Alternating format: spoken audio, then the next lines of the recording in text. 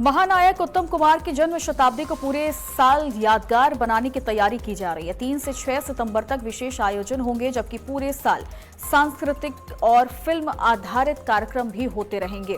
जन्म शताब्दी को लेकर लंदन में हुई बैठक में बंगाली फिल्म इंडस्ट्री के कई जाने माने चेहरे शामिल हुए।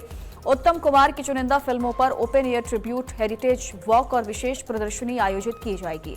इसके साथ ही सिंपोजियम, सेमिनार और चर्चा सत्रों के जरिए उनके जीवन और बंगाली सिनेमा में योगदान को याद किया जाएगा। उत्तम कुमार फिल्म सेंटर बनाने का प्रस्ताव HID-CO को भेजा गया और उत्तम मंच के आधुनिकीकरण की भी योजना है। इस बार कोलकाता इंटरनेशनल फिल्म फेस्टिवल 16 से 23 दिसंबर तक होगा।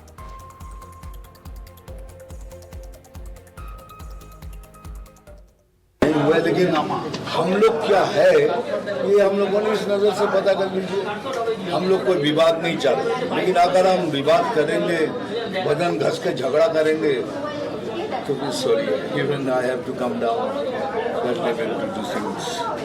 मिथुनदा, आज जो मीटिंग हुआ उसमें देखा गया कि बहुत आर्टिस्ट हैं जो विभिन्न राजनीतिक दल के समर्थक हैं, विधायक रह चुके हैं, सांसद रह चुके हैं, और पहली बार ऐसा मीटिंग है जिसमें कोई भी राजनीतिक रंग नहीं देखा गया, सिर्फ आर्टिस्ट का परिचय में ही उनका मीटिंग हुआ है। इसका पहले ऐसा कभी हुआ है क्या? अब हुआ तो नहीं सर, हमको भी बाद में निकाल दिया। हमको फिल्म फेस्टिवल में बुलाया नहीं है। अभी मैं मॉस्को जा रहा हूँ, शायद बुलाएंगे, चिट्ठी आदान प्रदान ऑनर दे के हमको बुला रहे फिल्म फेस्टिवल में मॉस्को, लेकिन यहाँ बंगाल में हमको नहीं बुलाया। मैं बहुत ही छोटा आर्टिस्ट हूँ, इसलिए नहीं बुलाता, लेकिन बाहर से सभी बड़े बड़े लोगों को बुलाते हैं जिनको हमारे बंगाल से कुछ लेना देना ही नहीं। बोलिए, हम कोई डरते नहीं, कोई नहीं डरना, कोई नहीं डरता।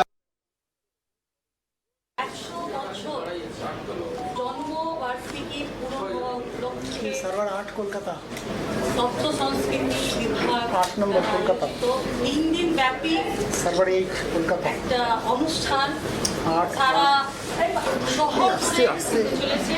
হ্যাঁ হ্যাঁ, উপস্থিত আছে মহানায়ক উত্তম কুমার যে 3 দিন ব্যাপী কার্যক্রম হবে, সেই কার্যক্রমের কমিটির বাকি সম্মানীয় প্রসেনজিৎ চ্যাটার্জি মহাশয়, উপস্থিত আছে তথ্য সংস্কৃতি বিভাগের সচিব ডক্টর সমুদ্র মোহন মহাশয়। এনারা 3 দিন ব্যাপী সেই অনুষ্ঠান উপর বেশি মানুষ এসছেন এখানে। আমরা পার্ট অফ দি ইন্ডাস্ট্রি থেকে এটাই বলতে পারি যে মহানায়ক উত্তম কুমার শুধুমাত্র মহানায়ক নন, উনি সারা বিশ্বের বাঙালিদের একটা ইমোশন। এবং হ্যাঁ, জন্মদিন পালন করা হয়, কিন্তু এই বছরটা আমাদের কাছে স্পেশাল, সেন্টেনারি ইয়ার, সবাই জানেন। এবং সেখান থেকে আমাদের মাননীয় মুখ্যমন্ত্রী মহাশয়ের থেকে শুরু করে আইএনসি ডিপার্টমেন্ট থেকে শুরু করে সবাই ভীষণভাবে এটাকে বিরাটভাবে মানে সত্যি বিরাটভাবে পালন করার কথা ভাবছেন।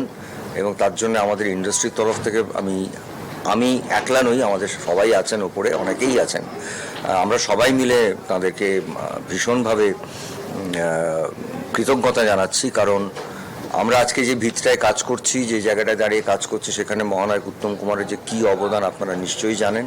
তো সেখানে নানান রকম প্ল্যান করা হয়েছে, যেটা 3 সেপ্টেম্বর থেকে শুরু হবে, এবং 3, 4, 5, 6 একটা তো আমরা বুঝতেই পারছি যেটা করতে হবে। তার ছাড়াও যাতে সারা ভারতবর্ষেও নয়, সারা বিশ্বে কোথাও না কোথাও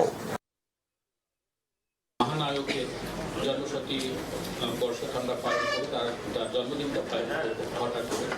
ওখানে কিছু আমরা প্রস্তাব আমরা দিয়েছিলাম, যার মধ্যে এটা এখনো প্রস্তাব আকারে আছে। আমরা আশা করছি এর মধ্যে অনেকটাই আমরা করবো।